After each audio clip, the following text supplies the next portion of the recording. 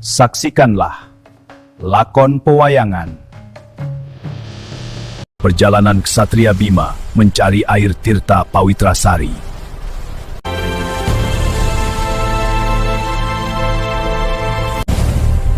Aku telah mengalahkan raksasa. Aku telah memecah gunung. Tapi malam ini, aku harus mengalahkan diriku sendiri. Dan musuh yang satu ini tidak bisa kutebas dengan gada. Di tanah Amarta yang damai, berdirilah seorang ksatria bertubuh tinggi besar, berwajah tegas dan berhati lurus. Dialah Bima, putra kedua Pandawa. Dia dikenal kuat, otot sekuat baja, tangan sekuat halilintar, ditakuti musuh, dicintai rakyat. Namun di balik itu semua, ada kegelisahan yang tidak pernah dia ceritakan. Apakah itu? Saksikan kisahnya sampai akhir. Namun sebelum itu, subscribe channel ini terlebih dahulu, biar gak ketinggalan kisah menarik lainnya. Tubuhku kuat, tanganku mampu merobohkan gunung.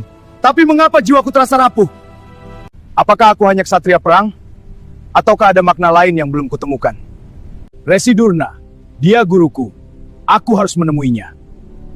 Jika engkau benar-benar guruku, tunjukkan padaku jalan yang tidak terlihat oleh mata. Suatu hari, Bima dipanggil oleh gurunya, Resi Durna. Resi Durna berkata dengan suara tenang namun penuh rahasia. Bima, jika engkau ingin mencari kesempurnaan sejati, carilah Tirta Prawitasari. Apakah itu, Resi? Tirta Prawitasari adalah air kehidupan, air yang membawa pencerahan. Baiklah, aku akan mencarinya. Mohon restumu, Resi. Berangkatlah muridku. Bima tidak ragu, baginya guru adalah jalan kebenaran. Padahal perintah itu adalah jebakan. Resi Durna tahu, Tirta Prawitasari tidak berada di tempat yang bisa dijangkau manusia biasa. Bima masuk ke hutan lebat, angin berdesir, pepohonan tua berdiri seperti penjaga rahasia.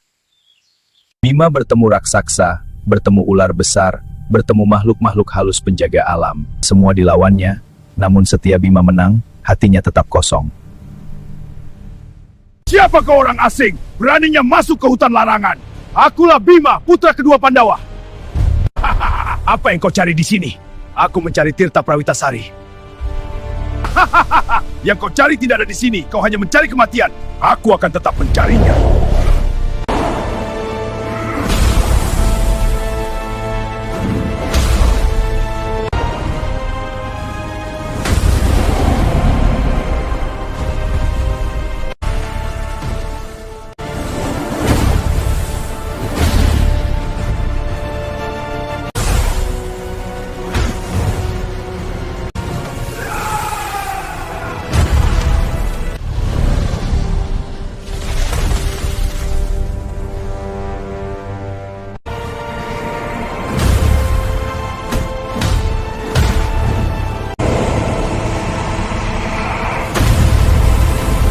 Apakah ini yang disebut air kehidupan?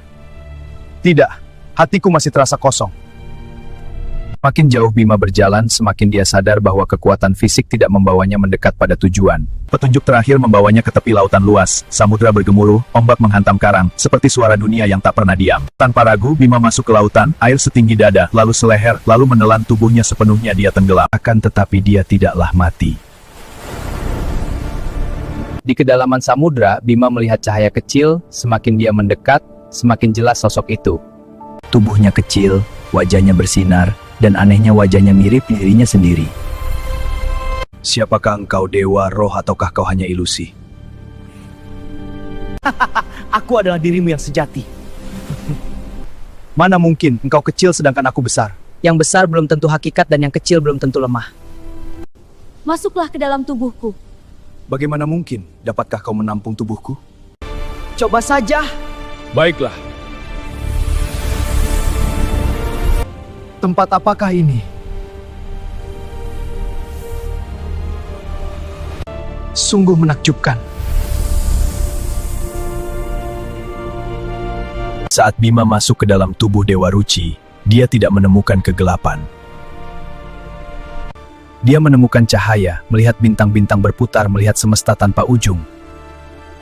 Dia melihat dirinya tanpa amarah, tanpa ego, tanpa beban. Dia merasakan ketenangan yang belum pernah dia rasakan bahkan setelah memenangkan perang. Di sanalah dia mengerti, air kehidupan bukanlah air yang bisa digenggam, ia adalah kesadaran diri. Engkau mencari keluar padahal yang kau cari ada di dalam. Engkau melawan musuh di luar padahal musuh terbesarmu adalah dirimu sendiri. Bima menangis. Untuk pertama kalinya seorang ksatria menangis, bukan karena luka tapi karena pencerahan.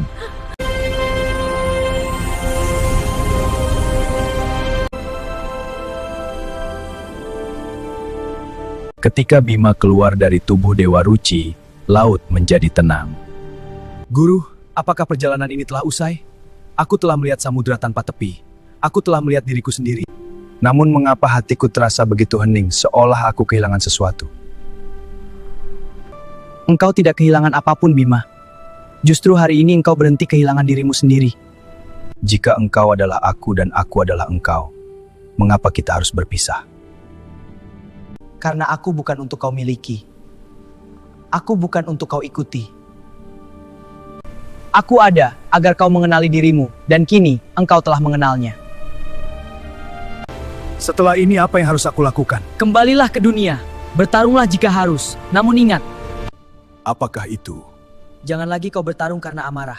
Bertarunglah karena kesadaran. Apakah aku akan melihatmu lagi? Setiap kali engkau hening, setiap kali engkau jujur pada dirimu sendiri, disitulah aku berada. Jangan mencari aku di luar, Bima.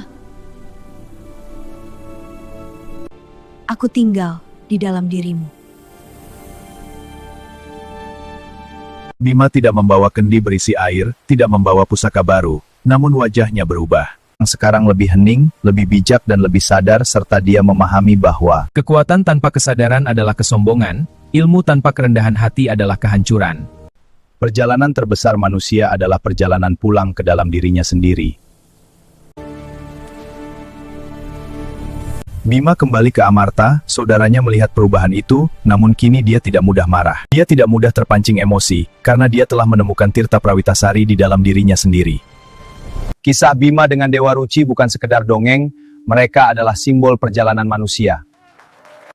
Kita sering mencari kebahagiaan di luar, mencari pengakuan, kekuatan, kekayaan, padahal kedamaian sejati tidak ditemukan di dunia luar, dia ditemukan ketika kita berani menyelam ke dalam samudra diri.